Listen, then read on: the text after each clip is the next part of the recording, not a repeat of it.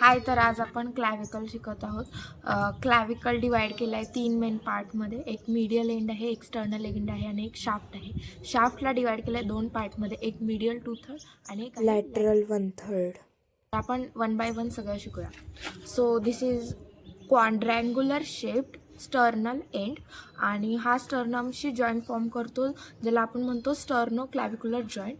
It is a fibrous capsule type of joint.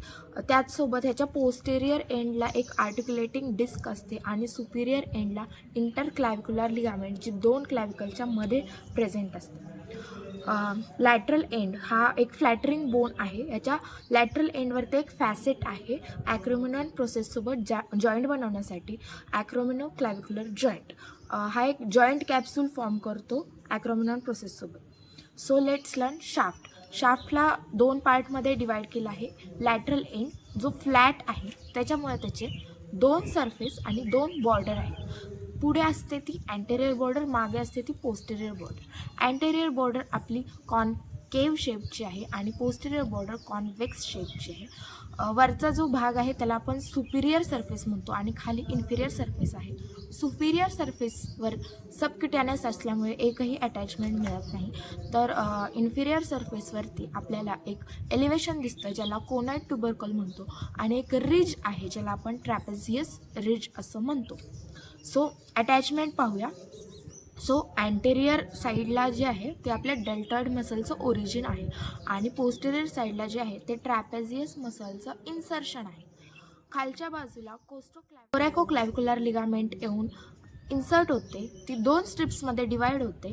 पहिली आहे ती कोनाइड पार्ट, कोनाइड ट्युबरकलवरती जाऊन इन्सर्ट होतो. सेकंड आहे ती ट्रॅपेझियस रिजवरती जाऊन होणारी ट्रॅपेझियस पार्ट.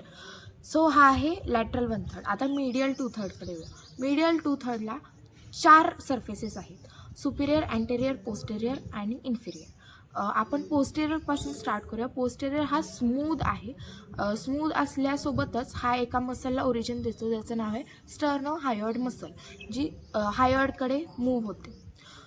त्यासोबत सुपिरियर साईडला आपण येऊया. सुपिरियर साईड मीडियली रफ आहे आणि सुपिरियर साईडवरती half head of sternocleidomastoid muscle originate होतं. अँटेरियर साईडला येऊया. अँटेरियर साईड थ्रूआउट रफ आहे आणि तिथून आपलं पेक्टोरियालिस मेजर मसल स्टार्ट होतं.